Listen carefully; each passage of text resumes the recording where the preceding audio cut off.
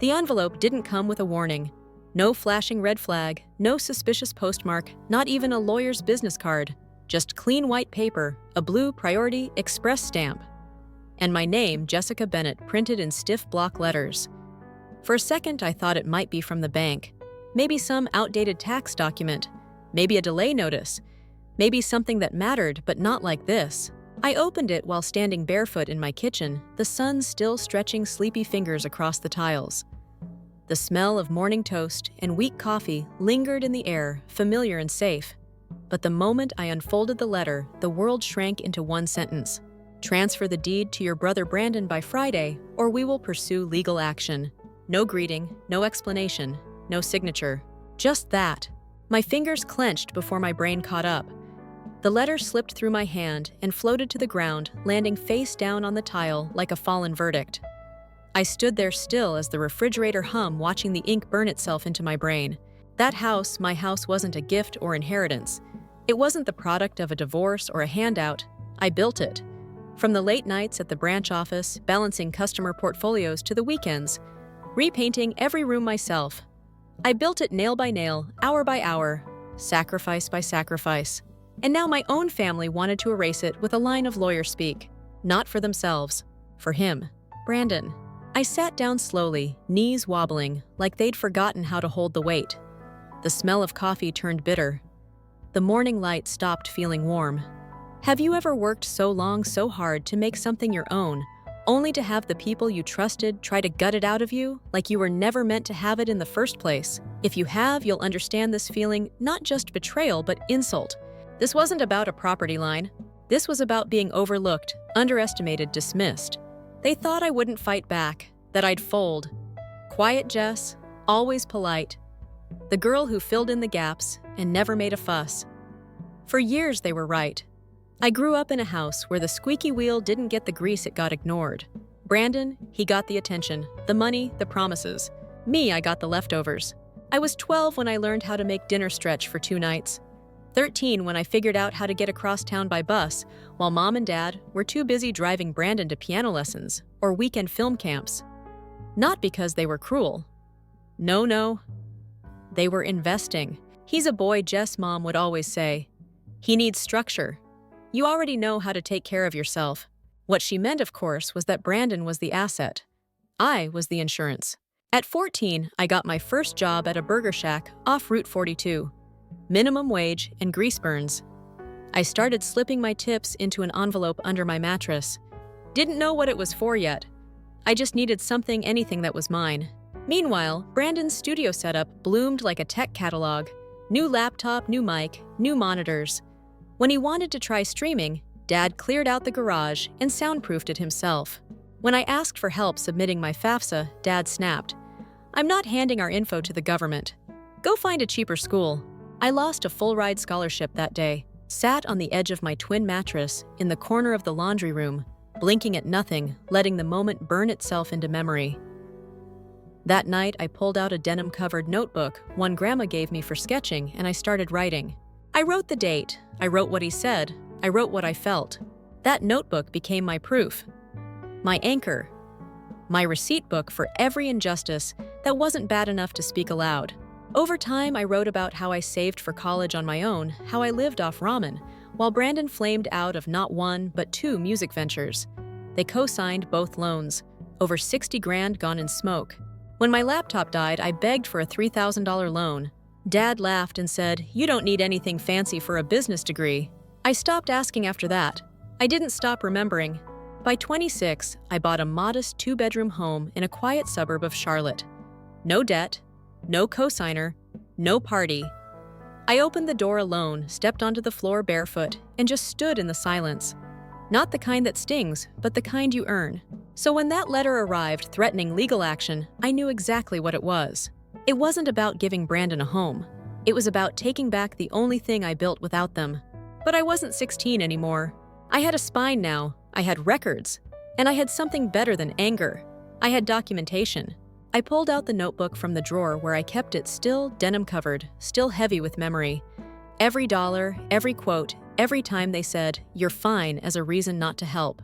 And on a clean page I wrote, If they choose lawyers, I choose evidence. Then I opened my laptop and typed 5 words into Google Family Property Dispute Attorney, Charlotte. What I didn't expect was that the best help wouldn't come from a polished law firm. It came from someone I hadn't heard from in 2 years. When my phone rang later that afternoon and I saw the name Elijah Ward, I nearly dropped the phone. Elijah, quiet guy, used to attend my financial literacy class at the Women's Center downtown. Smart, curious, never missed a session. I helped him fine-tune his resume back when he was struggling to land a job at the credit union. "Jessica," he said, "this is going to sound strange, but I saw your message and I wanted you to know I passed the bar last year. I'm practicing now. Small firm, but I take cases that matter." The floor stopped spinning. You're a lawyer. "Top of my class," he said gently. "If you're willing to talk, he'd like to help. Whatever's going on, it doesn't sound fair." I told him everything, from the FAFSA, to the loans, to the fake concern about Unity, and the sudden legal threat over my house. When I finished, there was a beat of silence. Then he said, "Jessica, this may be more than unfair. Depending on what you've documented, we might be looking at financial coercion or worse, civil fraud." I didn't cry. I just nodded, because for the first time, someone outside the family believed me. I kept everything I said. The notebook, the FAFSA denial, screenshots, even a savings record my grandmother once mentioned. His tone changed slightly, sharper now. "Do you have access to that?" I paused. "It's in a metal box, something Grandpa gave me when I first moved in. I haven't opened it in years." Elijah didn't hesitate. "Open it." I waited until the call ended, then walked to my study, heart pounding. The small box had sat tucked away for 6 years, dusty, forgotten. The latch was rusted, the corners frayed. I flipped it open. Inside, a faded photo of Grandma, a few old letters, a slim savings booklet wrapped in cloth, and one thick envelope labeled, "For Jessica, if they ever try to take what's yours." I didn't breathe for a full 10 seconds, because right then I knew this wasn't just going to be a fight over a house. This was going to be a reckoning. The metal box felt heavier than it should have. I carried it to the kitchen like it might shatter if I moved too fast, set it on the counter, and just stared at it. The latch gave way with a metallic snap, louder than expected in the early morning hush. Inside, nestled among faded bank statements and yellowed letters, was the envelope. Thick, hand-addressed in my grandmother Eleanor's unmistakable cursive, "To Jessica, if they ever try to take what's yours." My breath caught. For a moment, I was 12 again, sitting beside her at the kitchen table while she folded laundry and reminded me, "Never let anyone take from you what you've built." She'd said it offhand in that way old women sometimes do, when they're hiding something important inside something ordinary. I opened the envelope with shaking fingers. What fell out wasn't just paper. It was a notarized copy of her will. Real, signed, witnessed, dated years before she passed. I scanned the pages until the words blurred, then found it on the 3rd page, just above the seal. "I leave the sum of $42,000 in my private savings account at First Legacy Bank to my granddaughter Jessica Bennett for the purpose of college tuition." There it was, in black and white. What she'd set aside for me, what should have made college possible, what disappeared the same month my scholarship slipped through my fingers. I turned the page. The final account statement showed 3 large withdrawals, $5,000, $8,000, and then everything, gone. And below that, the signature, Thomas Bennett, my father. I didn't cry, I didn't scream, I just stared at the ink until it started to blur. The air shifted around me, like the house had tilted on its foundation. So this was why they refused to co-sign, not because of privacy, not because of principle, but because they had already stolen what was mine and used it. For what I still didn't know. But it hadn't been for me. That night I couldn't sleep. I paced my small study in bare feet, each floorboard creak echoing through a silence that no longer felt earned. The box sat open beside me like a wound. Around 5 a.m., I called Elijah. He picked up immediately, voice thick with sleep but alert. "Jessica." "I found something," I whispered. "The will. Grandma's will. It names me. The college money, the account, everything." "You're sure it's notarized?" he asked, instantly awake. "Yes." Signed and sealed. And the final withdrawal. It was Dad. Right after I lost my scholarship. There was a pause, then a long exhale. "Jess, That changes everything. He showed up at my place that afternoon. Same worn leather satchel, same calm presence that made you feel like the whole world wasn't about to fall apart. We spread everything out on my dining table, my notebook, the will, Grandma's bank book, the account statements. Elijah reviewed it all carefully, reading each page like it held a code only he could unlock. When he finished, he leaned back slowly and said, "This isn't just helpful, it's explosive. If we subpoena the bank records and match the handwriting, your father could be facing civil, possibly criminal liability." I swallowed hard. So this isn't just some family squabble anymore. No, he said plainly, this is financial fraud.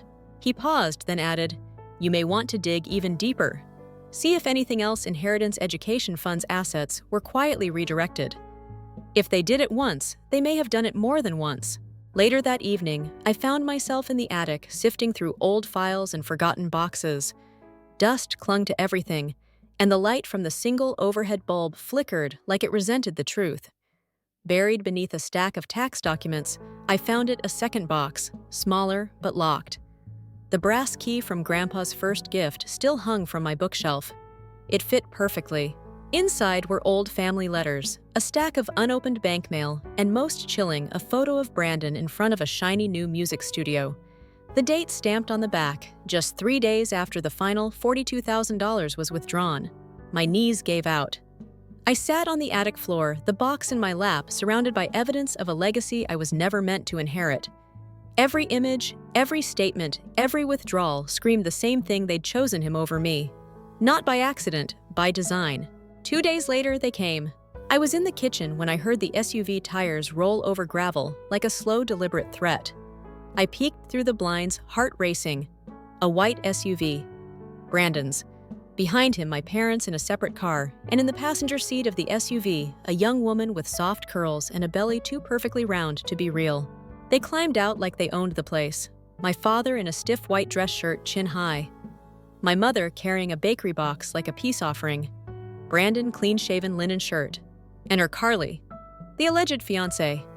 One hand resting lightly on her stomach. No movement, no weight shift, just a perfect prop. They walked up the front steps like it was their housewarming party. I opened the door without a word, stepped aside. They filed in silently, placing the bakery box on my table like it was a bribe. "You know why we're here," Dad said flatly. "Brandon's about to be a father. He needs a home." "You mean my home?" I replied, locking eyes with him. Mom jumped in, all softness and performative sympathy. "You've done well, Jess. Good job, good income. You're not even using the whole space. It's time this house served the family." Carly gave a quiet smile, her hand still gently cupping that unmoving belly. Then from behind them, a voice I didn't expect. "You could stay with me, Jess." Aunt Margaret. I hadn't even seen her enter. "My daughter moved out last year. You can use her old room."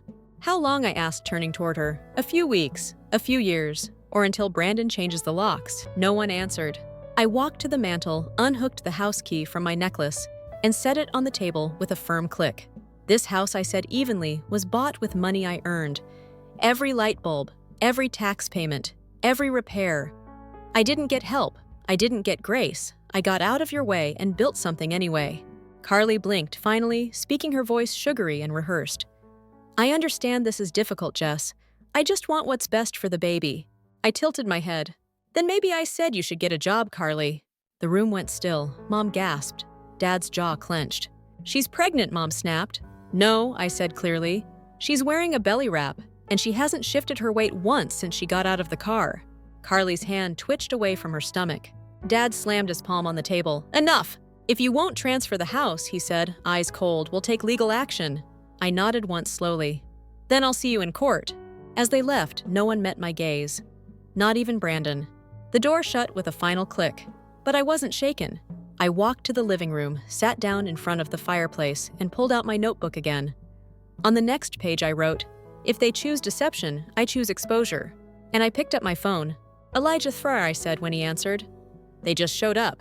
And you were right. It's all performance. We need to move fast." He didn't hesitate. "Let's begin." The morning after they left my house, I woke up with a pounding in my head and a heaviness in my chest that no amount of coffee could shake. The silence in my kitchen felt different.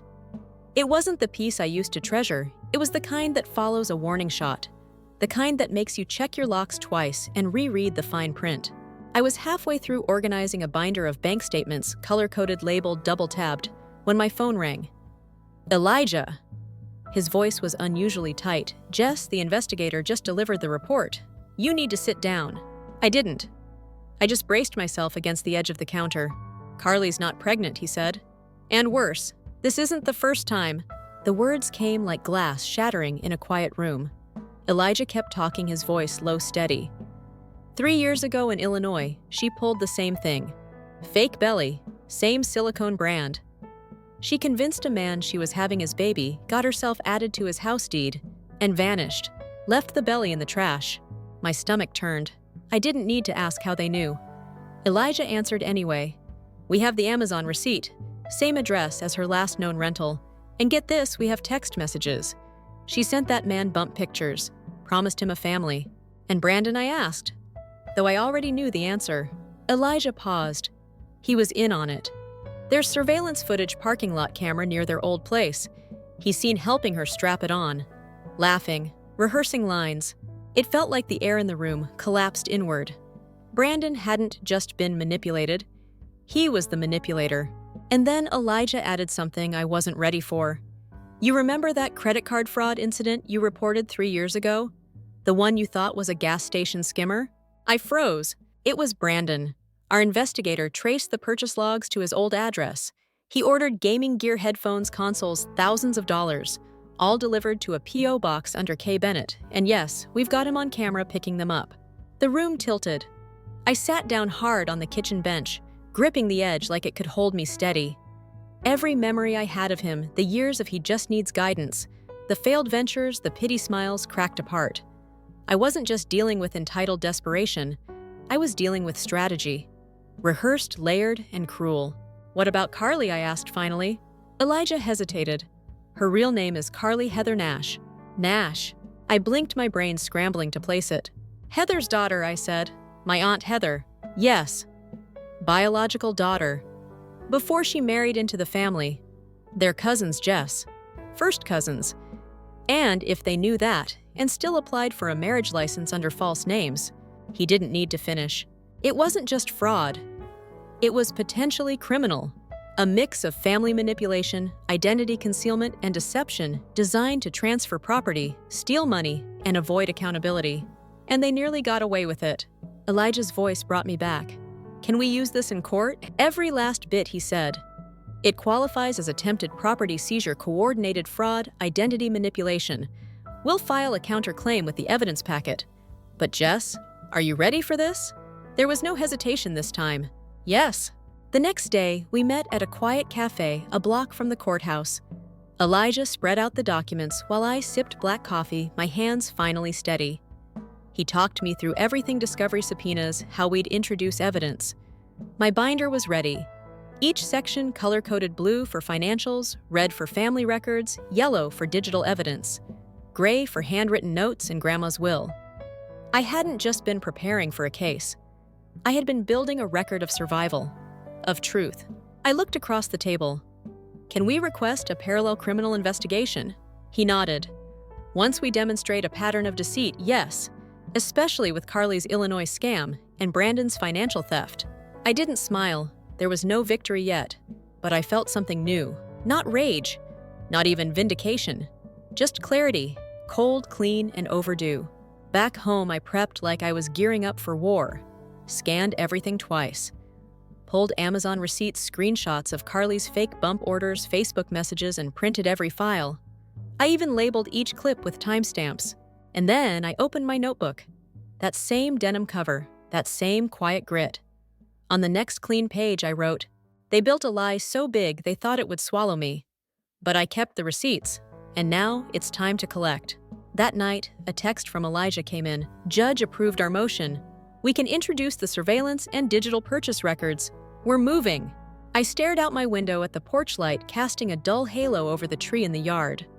A maple I planted the same year I bought the house, from a branch no longer than my forearm. Now it stretched 2 stories high, strong, rooted. They thought I'd give it all up for a lie wrapped in family guilt and fake stomach padding.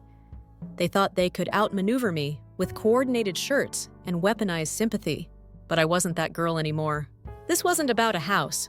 It was about reclaiming everything I'd been told I didn't deserve. And I wasn't fighting alone now.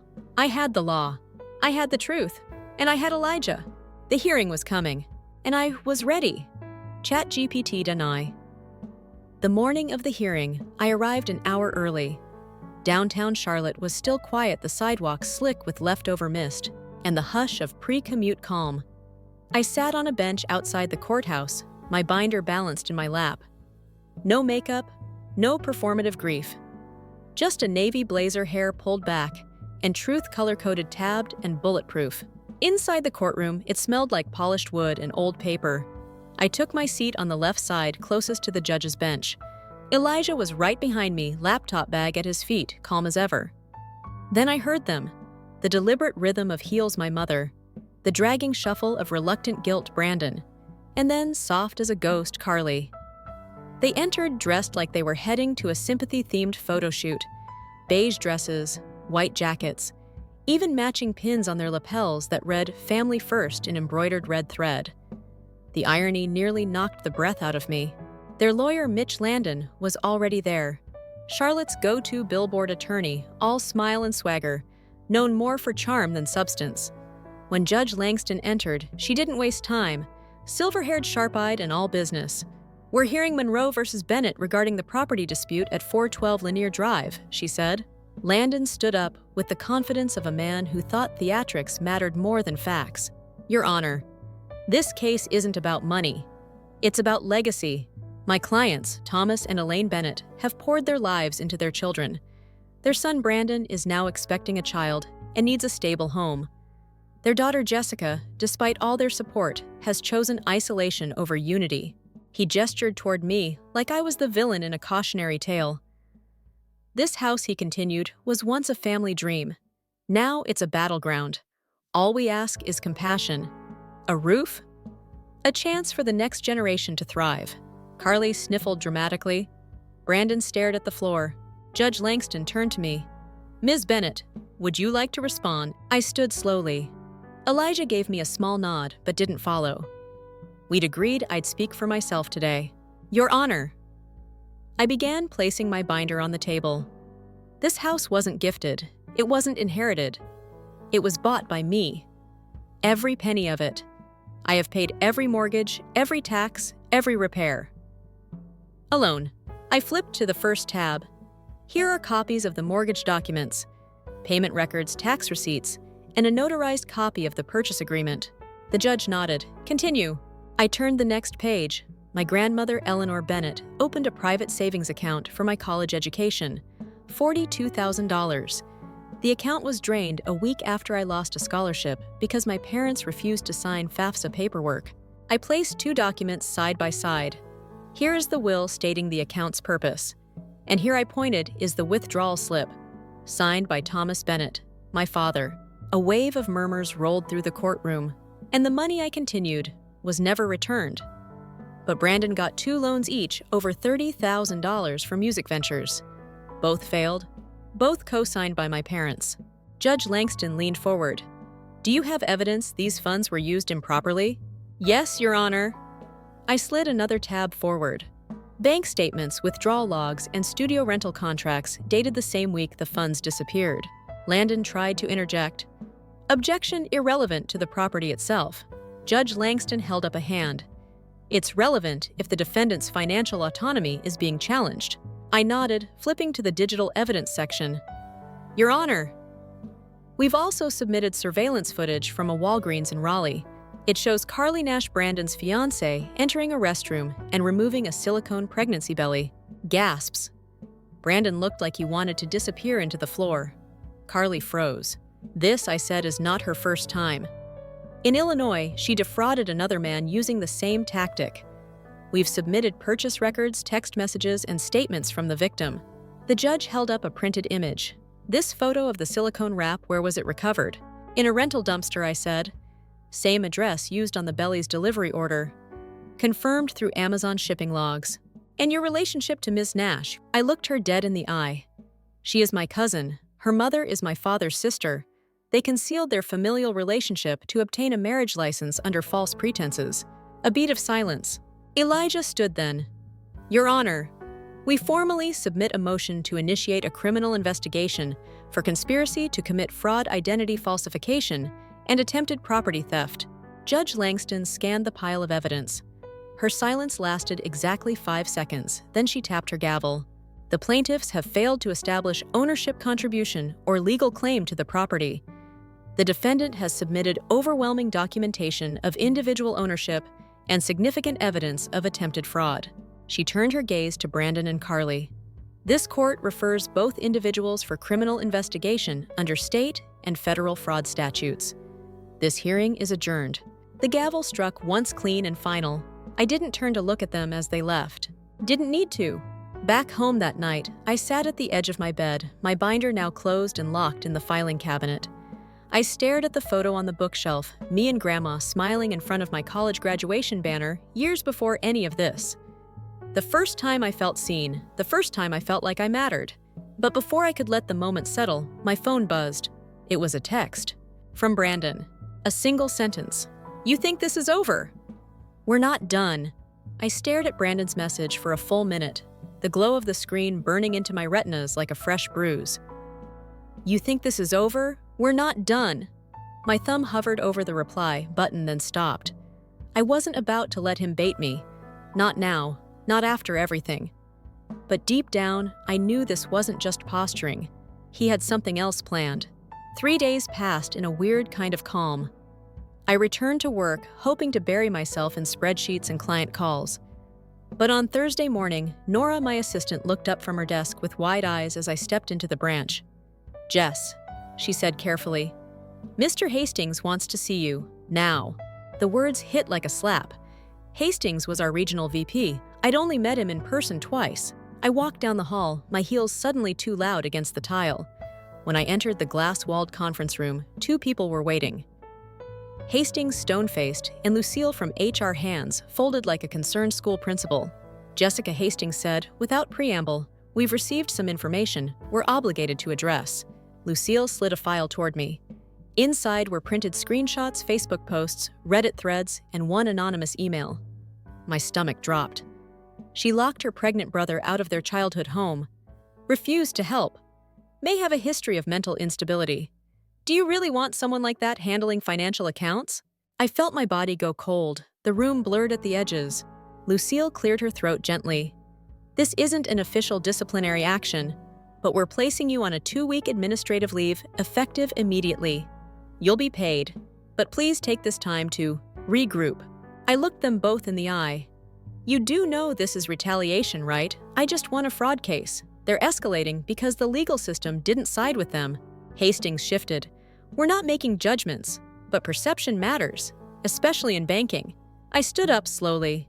So instead of supporting a woman who defended herself with evidence, you're rewarding a smear campaign. No answer. I walked out without saying another word. Back home, I sat on the floor of my bedroom, the sunlight slicing through the blinds like prison bars. Rage buzzed just beneath my skin. But it wasn't the hot kind. It was ice. Focused. Sharp. I picked up my phone and texted Elijah. They hit my job. 2-week leave. Time to go public.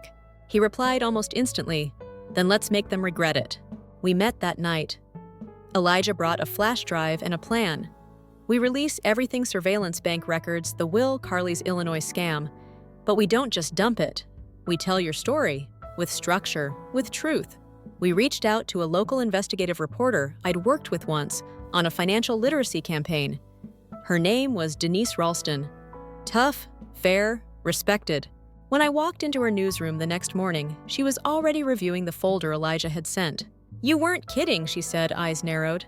This isn't just a bad family fight. This is a con job. She looked up at me. You willing to go on camera? I nodded. So we filmed. 2 hours of me telling my story, not the version twisted by Brandon's social media sob stories, but the truth, the paper trail, the betrayal, the silence I'd lived in for so long. Denise promised to fact-check every piece before publishing. I didn't want embellishment. I wanted receipts. 3 days later, the article dropped online. Exclusive, Charlotte woman uncovers family fraud scheme involving fake pregnancy stolen college fund. The piece exploded. Local news picked it up, then a national true crime podcast, then TikTok. Within a week, the hashtag #KeepYourKey trended, named after the final quote I gave Denise. They tried to take my house, my name, my voice. But I kept my key, and I kept the truth. Thousands of messages poured in, some from strangers, some from former classmates, some from other women sisters, daughters, who had been told to be quiet while others were handed the future. Adiki, Signoria. But not everyone was supportive. 2 nights later, someone threw a brick through my front window. The sound shattered the quiet like a gunshot. I ran to the living room, barefoot glass crunching underfoot, heart hammering. Taped to the brick was a piece of paper. One sentence printed in all caps. Should have stayed silent. I called the police, filed the report, replaced the window. But I didn't flinch. Instead, I walked to my filing cabinet, opened the bottom drawer, and pulled out the key. The one Grandma gave me. Brass. Simple. No engraving. But it had opened everything that mattered. I pressed it into my palm like a promise. The next morning, a letter arrived. No return address. Inside was a subpoena. Brandon and Carly were countersuing for emotional distress. Elijah texted me, before I could even call him. Let them come. They just walked into discovery. The countersuit made headlines by the end of the week. Fake pregnancy couple. Files defamation suit against viral whistleblower. The article tried to play it neutral, but the photo they used of me tired hair, pulled back, blinking into sunlight, told another story. Brandon and Carly claimed I'd destroyed their reputations, that I'd fabricated a conspiracy out of jealousy, that my media campaign cost them jobs and peace. Peace! From the same people who tried to steal my house, smeared my mental health to my employer, and staged a fake pregnancy in my living room.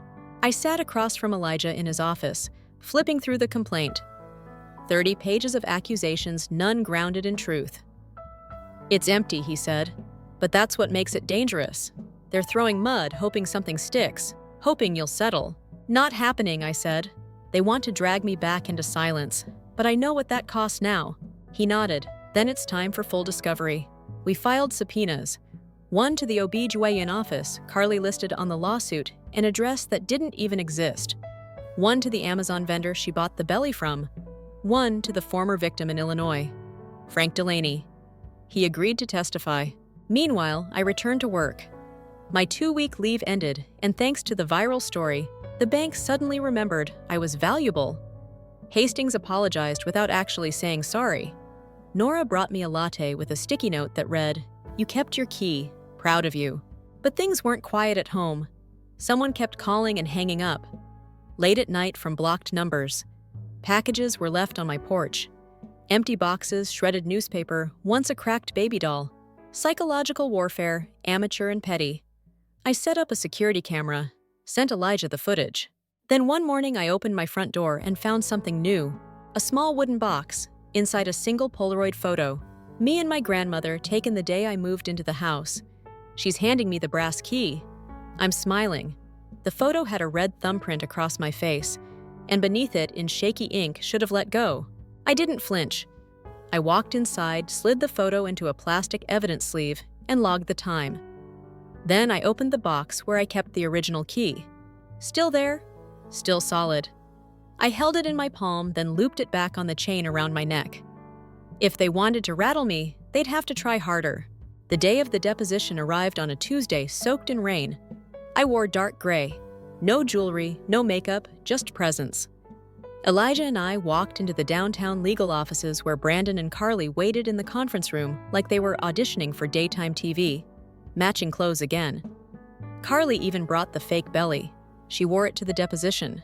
Elijah looked at her, blinked, then whispered, "This is going to implode faster than I thought." We started with Brandon. He looked bored, arms crossed, occasionally smirking like none of it mattered. But when Elijah asked, "Do you deny using your sister's credit card information to make unauthorized purchases 3 years ago?"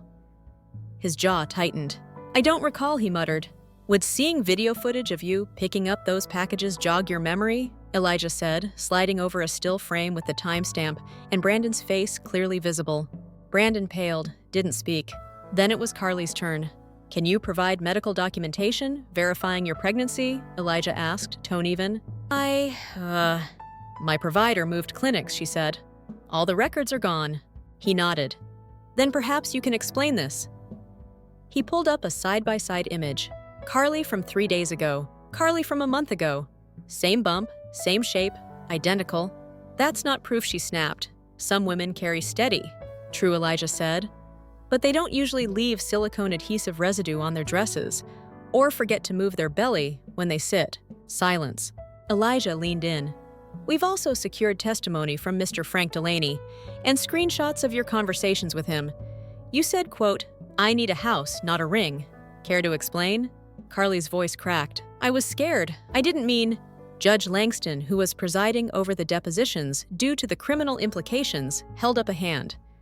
That's enough for today. As we stood to leave, Brandon muttered under his breath, She always wanted to be the golden child. Well, congrats. Now you're a public freak show. I turned calm as stone. At least I showed up as myself. He didn't reply. That night, I sat by the window, the house dark and still. The light from the porch barely touched the maple tree outside. I remembered planting it, barefoot hands dirty before any curtains had been hung.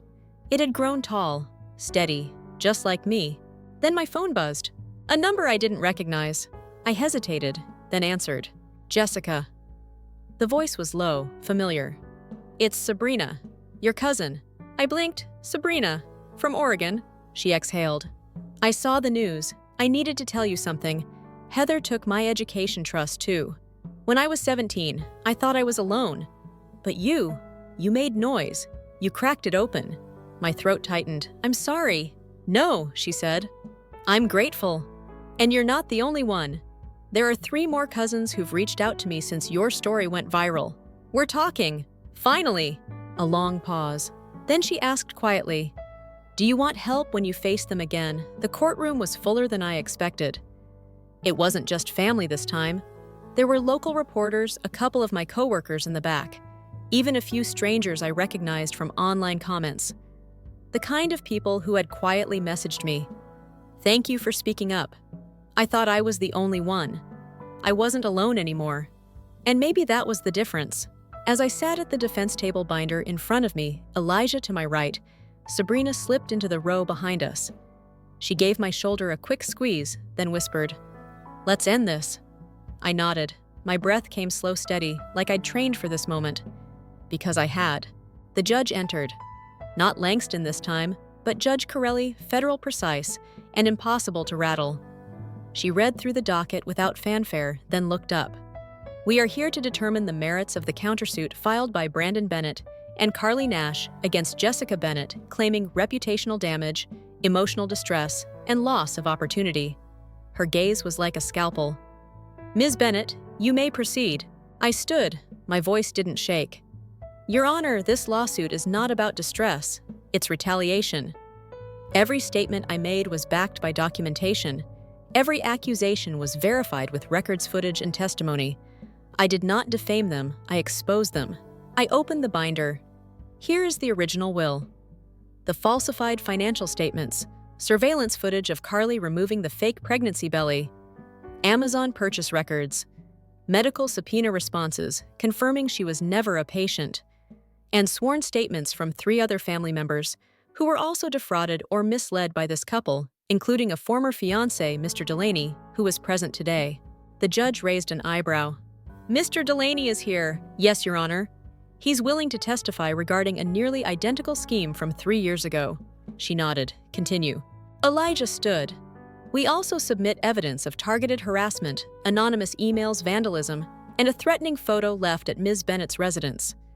This countersuit was filed days after Ms. Bennett's legal win media attention and her return to work. It is not rooted in harm. It is an intimidation tactic. Brandon's lawyer objected, saying the media coverage had devastated his client's ability to seek employment or live peacefully. Judge Corelli narrowed her eyes. Is it true your clients attempted to obtain property by falsifying a pregnancy? There was a long pause. Yes, the lawyer admitted low. Then public reaction is not defamation. It is consequence, she said, voice cool. Carly started crying real tears this time, or close enough. She reached for Brandon, who looked pale and defeated, the bravado long gone. They whispered something between them, but the court wasn't listening anymore. After closing statements, Judge Corelli didn't call a recess. She simply looked out over the courtroom and spoke. This court finds that the countersuit lacks merit. The plaintiffs have failed to prove malicious intent or falsity. Conversely, the defendant has provided overwhelming evidence supporting her claims. She paused. This case is dismissed with prejudice. Additionally, this court recommends review of potential perjury and fraud charges related to the plaintiff's sworn statements and financial conduct. The gavel cracked once firm and final. The room didn't erupt, it inhaled. Then behind me, Sabrina stood up, and so did 3 other cousins. Quietly, in unity. I turned. Their faces were calm, steady. One of them held up a worn manila folder, her own evidence, her own history. We left the courthouse together. Outside, reporters tried to swarm, but I didn't stop. I walked straight to the car key in hand and turned to Elijah. We did it. He nodded, and you weren't alone. That evening, we gathered in my kitchen, Sabrina June, their daughter Ava, and 2 of the cousins who'd flown in from out of state. We drank coffee, passed around photo albums, and started swapping stories, not just about loss, but about what came next. Ava climbed onto my lap again. She pointed to the old maple outside the window, now touched by autumn. That your tree? Yep, I said. Planted it the day I moved in. Why? I thought for a moment. Because I needed to grow something no one could take. She nodded seriously. Can I plant one too? You will, I said. One day. When everyone had left and the house fell quiet, I walked to the study and opened the drawer. The brass key sat where it always did. I held it in my hand, then placed it back down. I didn't need to carry it anymore. I was the key now. And just as I reached to shut the drawer, my phone buzzed. Unknown number. The message read, Jessica. There's more. Call me. It's about your mother. Story 2. Hello, my name is Aurelia. I quietly believed that love required sacrifice, so for years I paid every bill, every medical bill, and every holiday dinner. However, one afternoon, when my husband and son and I got home, our belongings were thrown out like trash on the porch. We voted, they said. You're gone. The same family that I carried fed and clothed erased me as if I had never existed. However, they were unaware that I kept all of my receipts, transfers, and lies. Tell me what time it is where you are in the comments section before we start. Have you ever experienced feelings of alienation within your own family? I read each one. By the time I parked along the curb, the house was already buzzing. From the pavement, warm light was streaming in from the windows of the dining room, silhouettes shifting in and out. I paused. In the back seat, fingers resting on the door handle, Milo's head tilted against his booster. He had fallen asleep during the drive, one hand still clutching the little Lego man he brought everywhere. I didn't want to wake him. I also didn't want to walk in without him. I shook his shoulder gently. Hey, bud, we're here. He blinked, rubbing his eyes. Are they making cake? I smiled, even though I already knew the answer was probably no. Maybe. We stepped onto the porch together. I balanced the casserole dish in one hand, adjusted the strap on my bag with the other. My husband Dorian had offered to come, but I told him to rest. He'd been working double shifts all week. I figured naively that bringing Milo might soften the edges. Marlena, my mother, opened the door before we knocked. Aurelia, she said, voice just polite enough. You're a few minutes late. I brought the garlic casserole you like, I replied. She didn't acknowledge the dish. Her eyes dropped to Milo, then flicked past us toward the street. She's off at the entry. Inside, the smell of baked ziti and lemon cleaner clung to the air. The dining room table gleamed 6 places, set with polished silverware and napkins folded like fans. I scanned the table twice. No seat for Milo, not even a stool from the kitchen. I guess he can sit with me, I said gently. I placed my casserole down and pulled my chair back, lifting Milo into my lap. He's older. My elder sister glanced up from her phone. You're going to let him eat off your plate. That's charming. I'll make it work. Dinner began the way all our dinners did. Stiff grins, clinks of silverware. Conversation about safe stuff, weather church festivities, the price of eggs. I sipped water and tried to keep my breathing normal. Milo went for noodles with his small fork knocking over a breadstick. No one provided a napkin. Midway through the lunch, Isolde stood. She carried a cream envelope. "Mom, here's a little something from my bonus. I figured you would find it useful." With shining eyes, Melina seized it with both hands. "You're quite considerate. It has always been." I chewed more slowly. "I sent Mom $1,500 via the bank app just 2 days ago." She had phoned in tears over her escalating utility bill and auto repairs. She hadn't expressed gratitude. They either didn't see it or claimed not to, even though my name was clearly visible on the transfer receipt. I remained silent. The discussion veered off topic. Pointing to the dish, Melina said, "Aurelia, is this yours?" I gave a nod. "Pasta still doesn't boil for her." She exclaimed, "Bless her heart," loud enough for everyone at the table to hear. "It's old and it laughed too quickly." My dad even laughed. Milo raised his head, furrowed brows. "However, I enjoy it." I put a hand on his shoulder. "It's all right, sweetie. Next time I'll make a greater effort." I said, slow and acidic steady, the smile affixed like a badge inside something unspooled. My sister sent a message to someone later when we were having dessert. As she scrolled by me and headed into the kitchen, I managed to catch a peek of it. For a moment, the screen sprang to life. That night, after I had put Milo to bed at home and used robotic hands to wash the dishes, she was still making an effort. The kitchen table was where I sat. I had used freelance work and stretched paychecks to purchase the identical table for our apartment.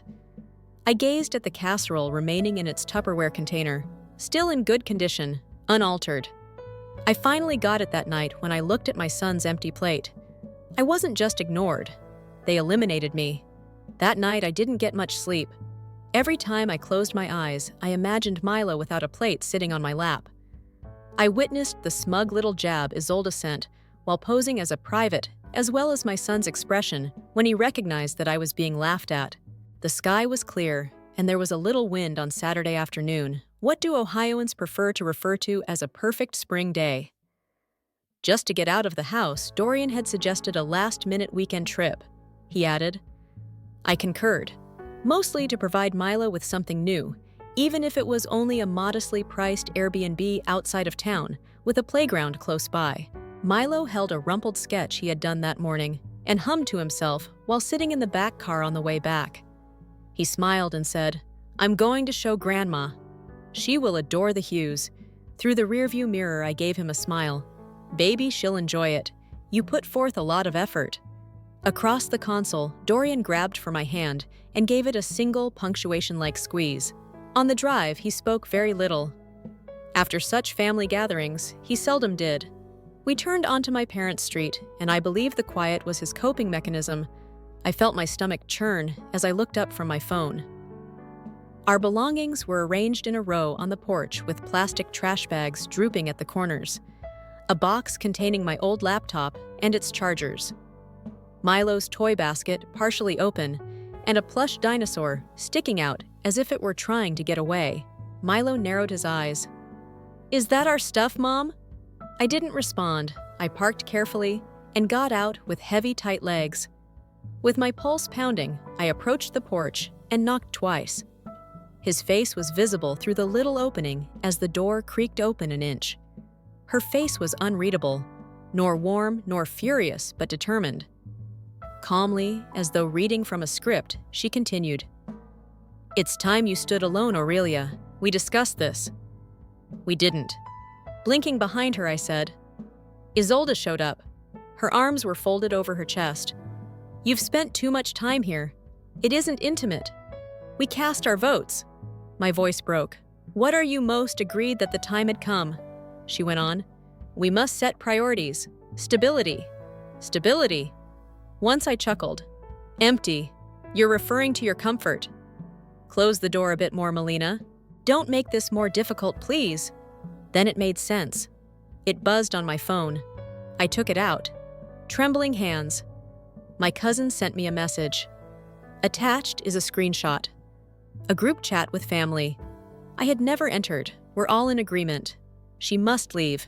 Don't take too long. She's tired of waiting. She isn't even doing her share of the work. It's depressing. Next. Isolde. I'll take care of it. Be normal around her. My eyes became blurry from staring at the computer. Dorian was now reading over my shoulder as he stood next to me. "This was planned." Quietly, he asked. "No," I muttered. "They carried it out behind us." Milo gripped his wide-open, sketching eyes. Was I wrong? I knelt down and wiped my face. "No, dear, not you." He turned to face the porch. "How come they won't allow us in?" I was unable to respond to that one. We packed the car as full as we could. We would return for the remainder. It wasn't until we stopped into a dilapidated hotel at a petrol station on the outside that I started crying. Under the surface, the room smelled like mildew and something older, like lemon air freshener. Milo was already falling asleep as he cuddled up on the bed next to me. Sitting in the corner, Dorian silently scrolled through his phone. I launched the conversation for the family group. Every name that had previously referred to me as a niece, cousin, or daughter was scrolled past. I went over each message one more. Allow them to see me. I then removed it. Later that evening, I realized I couldn't continue to lie as I glanced at my kid, who was sleeping next to me in the motel bed. That night, I didn't get much sleep. The air is too dry and the cushions at motels are usually too flat. The quiet was too loud. With the gentle cadence of a youngster who hadn't quite processed the gravity of what had transpired. Milo laid next to me, his chest rising and falling. In the little light coming in through the curtains, I saw him trace the contour of his face. I used to think that I was doing all of this for him, but when I saw our bags arranged like a yard sale special, something inside of me changed. I knew I couldn't remain numb, but by morning, I hadn't decided. There was a little scent of bleach and stale coffee in the room. Silently, I got out of bed and put on a sweater and pants. The person at the front desk informed me about a diner 2 streets away, which is below. I sent my friend Tanya a text to ask if Milo could stay at her house for a longer sleep. She answered right away, of course. "Spend as much time as you require in the cafe." I picked a window-facing seat. Across the street, the courthouse towered its hefty stone front, more recognizable than I wanted to acknowledge. With a trembling palm, I mixed milk into my coffee. Dorian appeared to have just rolled out of his own remorse when he arrived 5 minutes late.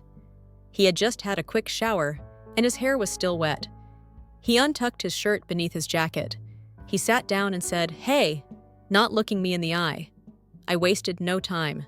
"Have they ever shown me respect?" He blinked, taken by surprise. "What? My relatives. Your household, everyone. Have they ever shown me respect?" His gaze strayed to the window as he gently breathed. "Aurelia, they are outdated. They have certain expectations. Your mother is like that, you know. It wasn't her intention. I don't want to know what they meant. I cut you off. I want to know what you think."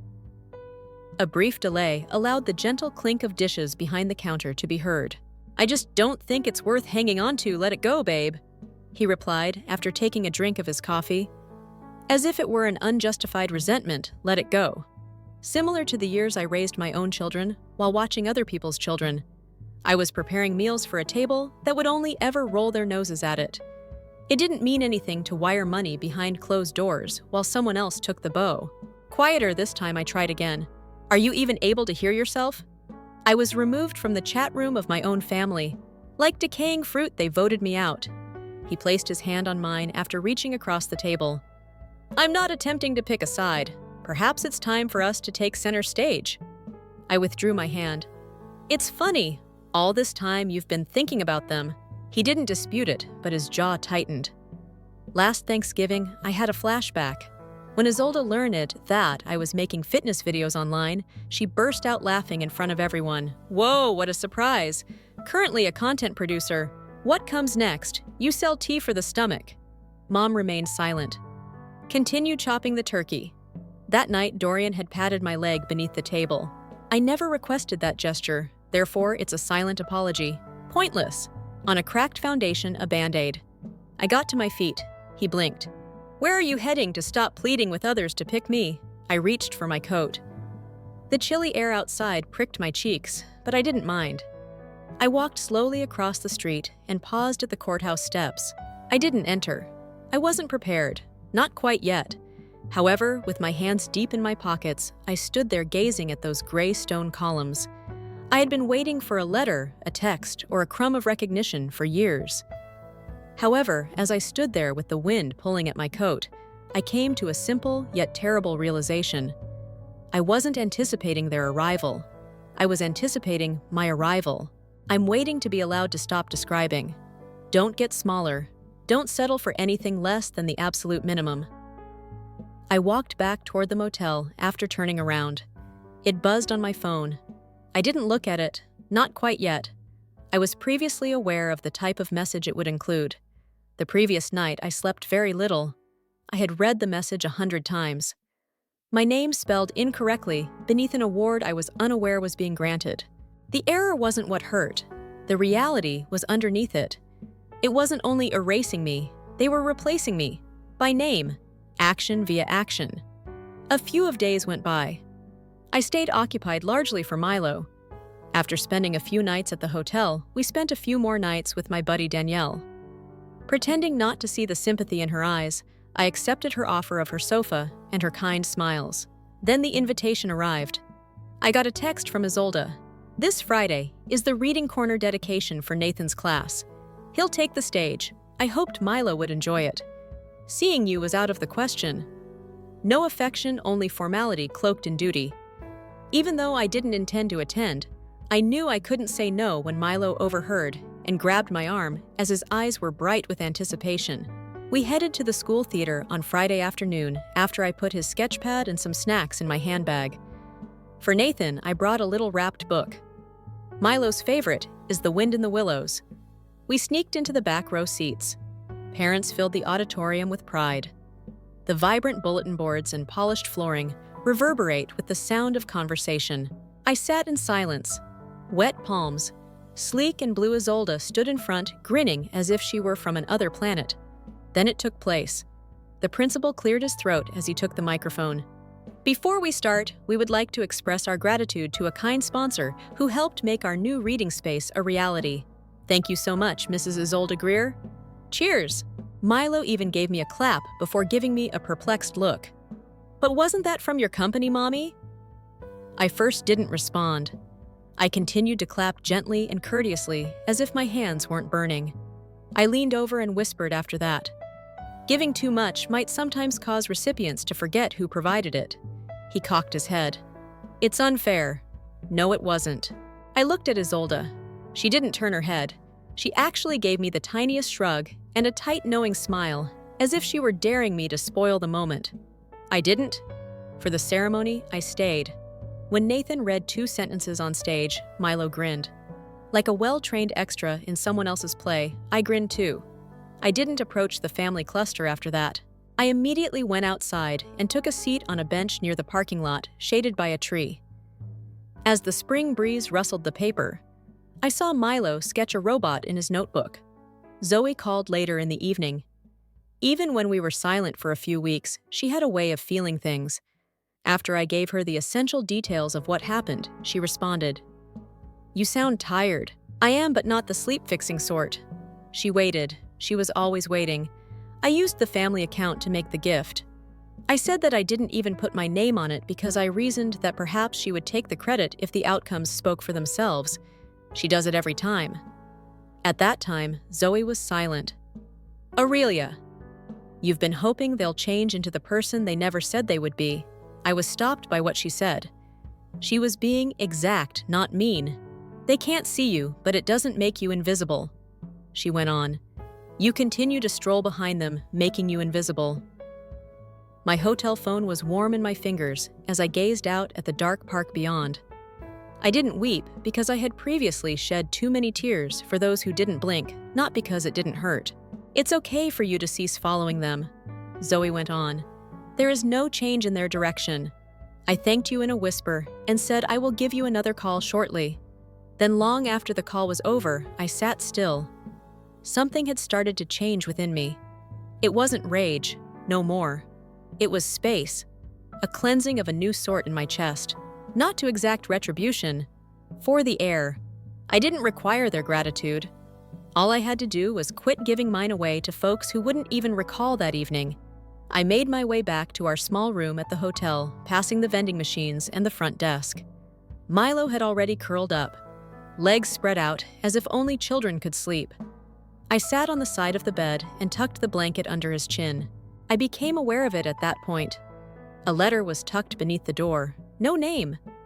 With a tiny bit of blue ink in the corner, it was only folded once. It included a message that almost shattered me and $220 in banknotes. Milo was still curled up on the scratchy comforter when the morning sun peeked through the old hotel curtain, creating a faint stripe. I listened to the crinkle of paper beneath the door, but I was cautious not to disturb him. Still barefoot, I padded over and knelt down to get it. A simple white envelope, no address for return. There is no name within. There were 2 clean $20 notes and a handwritten message. Anywhere I'd know. I hope this aids in your recovery. No animosity. No animosity. My chest constricted. In February alone, I had sent her 5 times that amount. For shortages in utilities. Medicine is not covered. Additionally, rent groceries beforehand. School is back in session. Buying a backpack for a niece that I chose myself. I gazed at the banknotes in my hand as if they were about to pierce my flesh. The money wasn't the insult. It was in its insignificance. It was hardly a message of charity. It was a dismissal. I had already folded the envelope again and slipped it into the drawer under the Gideon Bible before Dorian woke up. Not everything was worthy of being maintained in plain sight. Dorian proposed that we have supper at Jenna's that night. Despite continually playing both sides, my cousin insisted on remaining impartial. It might help you reconnect, he added. Don't give up, show them. I was too exhausted to remind him that I was the one who had never left. But I did say yes. Not for me. For Milo. He clutched a coloring piece he had created for his cousin Lila and was wearing a blouse with small dinosaur patterns on it. When we arrive, may I present it to her? From the rear seat, he inquired. Naturally, my dear. As I brushed a crumb off my pants, I spoke. I made 3 changes before deciding on a simple yet clean look. The regular throng was at Jenna's house when we got there. They were overdressed for a weeknight, the wine was already flowing, and there was someone in the kitchen laughing too loudly. As we entered, Dorian squeezed my hand a little, but then I noticed how exquisitely the table was arranged. Each location has a place card. The name of Leela. Jenna hadn't RSVP'd, but Marlon, her fiancé, was. However, no. Aurelia, no Dorian, and no high chair for Milo, of course. We were hovering when someone, possibly Jenna's husband, offered. There is a bar stool in the kitchen if that's all right, but we didn't know you were coming. I answered, no worries at all, and nodded and even grinned. We took the bar stool, but my throat was dry, only one. Dorian was standing behind me, with a gentle patience that made me hurt. Milo sat on my lap and nibbled at my plate. Layla graciously thanked Milo, opened his drawing, and returned her attention to her iPad. Someone murmured, "So lucky to have Isolde," as the salad was passed around and the wine was poured. When you need her, she's always there. And I tasted blood after biting the inside of my cheek. It wasn't anger, something gentler, I thought, sadder, like melting. I murmured to no one, if you've ever felt like background music at someone else's party, that seat meant something to you.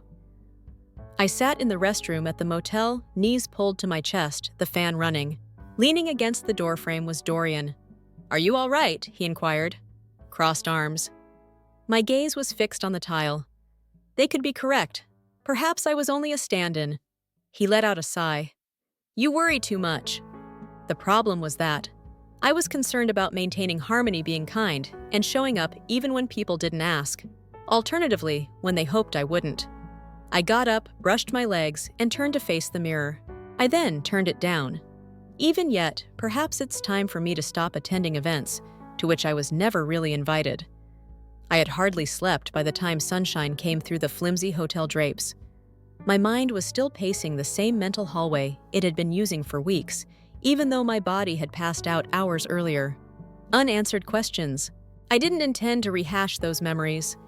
Trying not to wake Milo, I rolled over. He had been brought to the hotel lobby by Dorian for a juice and waffle. I was alone for about half an hour. I got my laptop open. I clicked through employment boards because it somehow made me feel in charge, not because I had anything pressing to accomplish.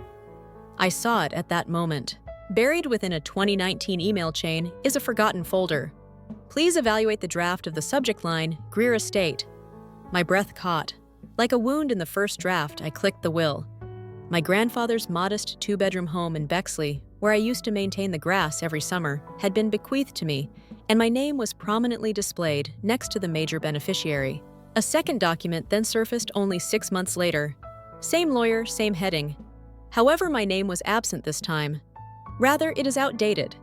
It had been replaced by his name. I flicked back and forth between the two files without blinking.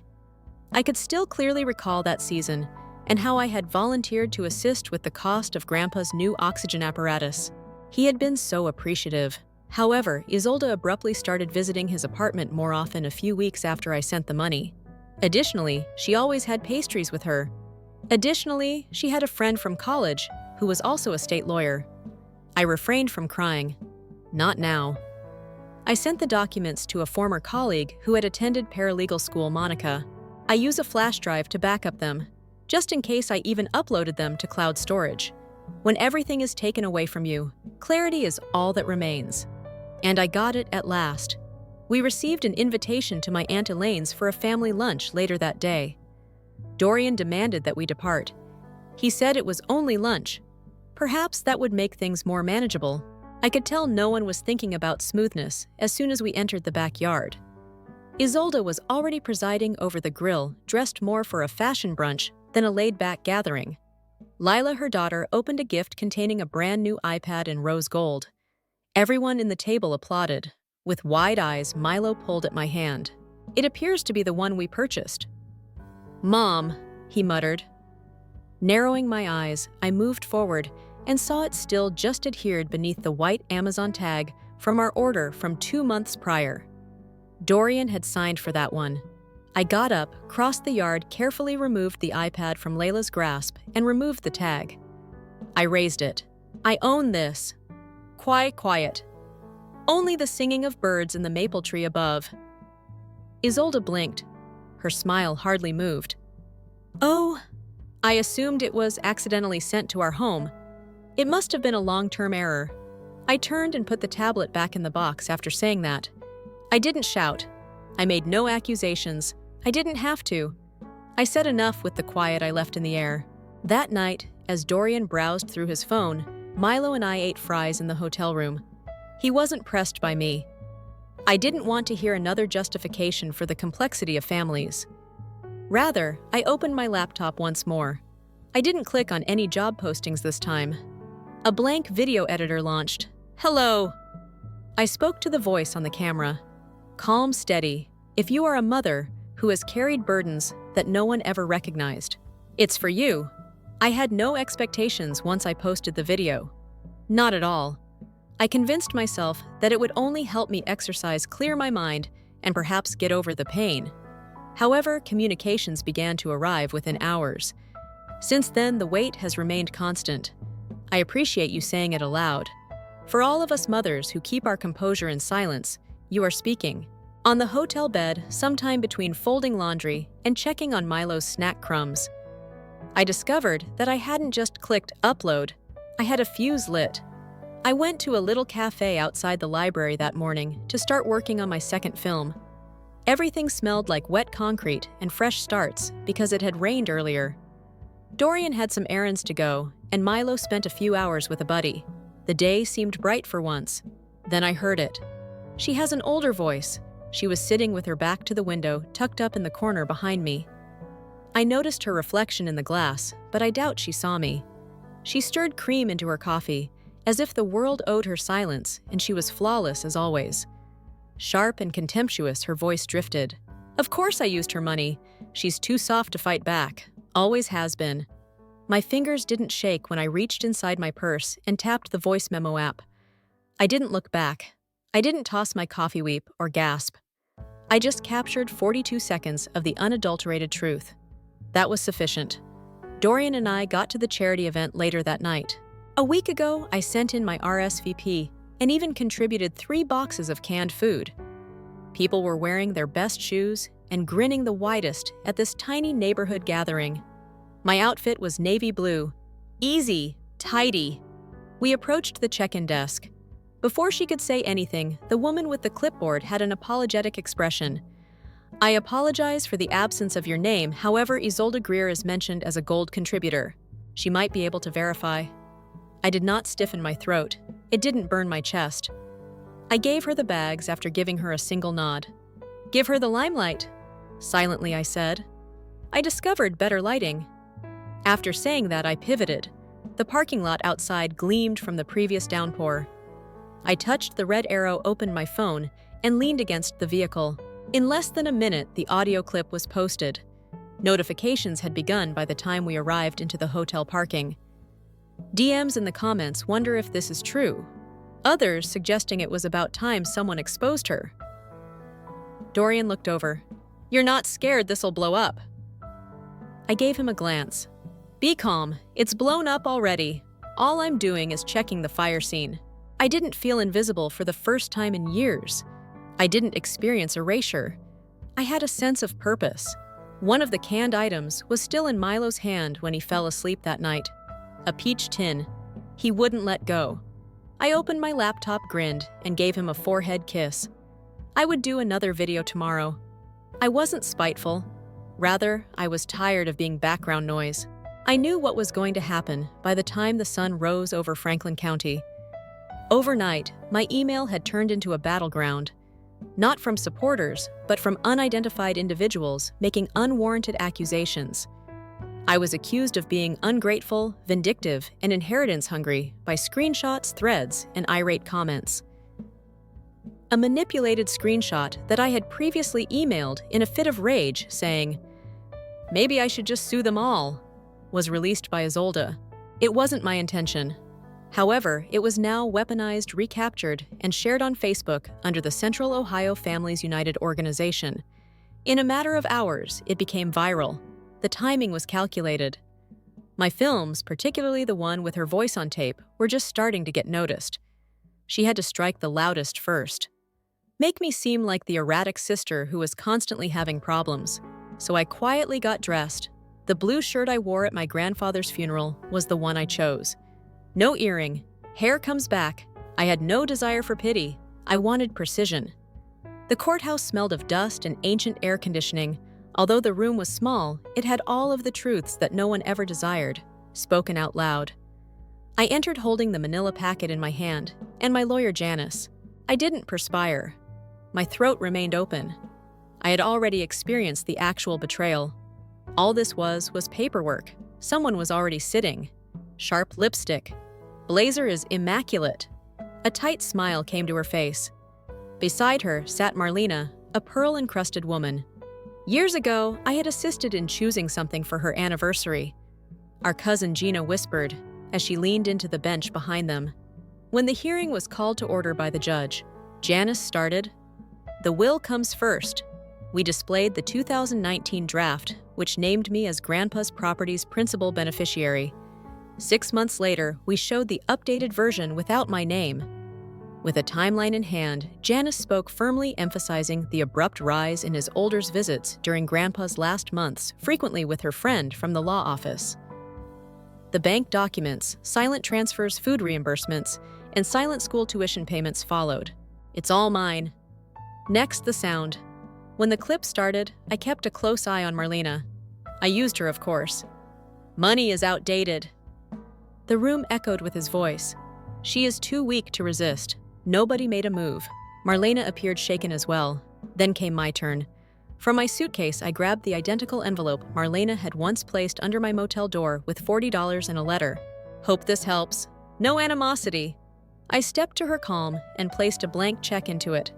"In case you ever wish to return what I provided." I said loud enough for the room. "Adjust for inflation." I turned to depart, but not before retrieving. One final thing, the chair. The little wooden chair I used to feed Milo in. The one they claimed was part of the house. I'd bought it. I had the receipt in my tote. Cradled in my arms, like a memory that only I had, I lifted it up and carried it out. Justice, according to some, is loud, but it is going away with the truth unaltered. They can't yell as loudly as that.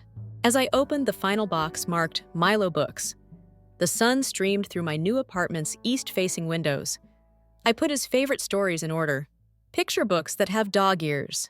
He placed his battered copy of The Very Hungry Caterpillar and The Talking Tractor on the little shelf next to his beanbag. For the first time in years, he was coloring a sunset while singing to himself in the adjacent room. There was no sense of unpacking into borrowed space. We were entitled to this location.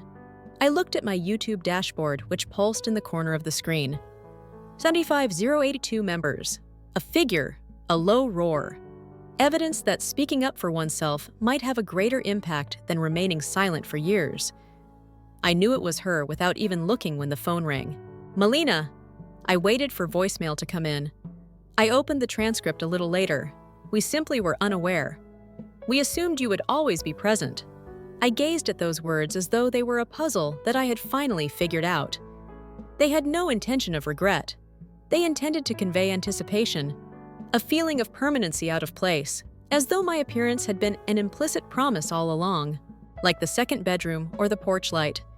My fingers grazed the edge of something familiar in the drawer later that afternoon as I was organizing files.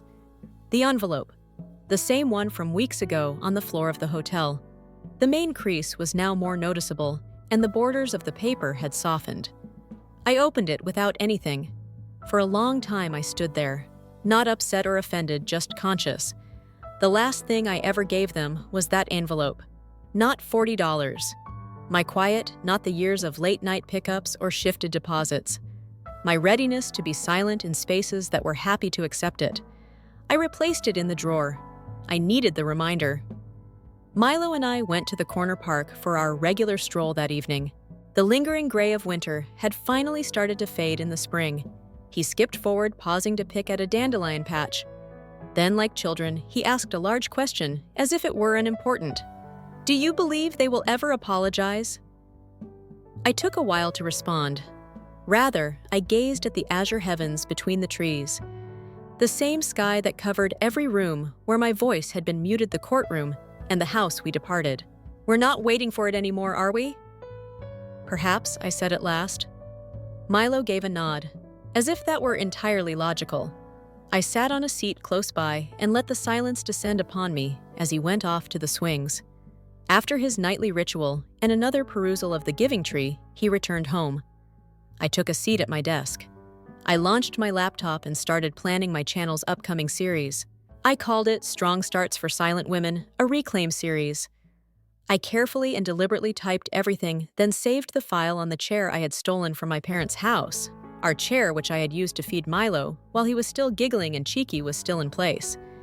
It didn't plead for a seat at their table anymore. Now it had a genuine one. What about the will? For days, it remained unopened in my inbox. I didn't have to open it once again. A property, a name, or a title that I had inherited myself had not been passed down to me. Justice isn't always about taking things back. It has to do with what you no longer choose to bear.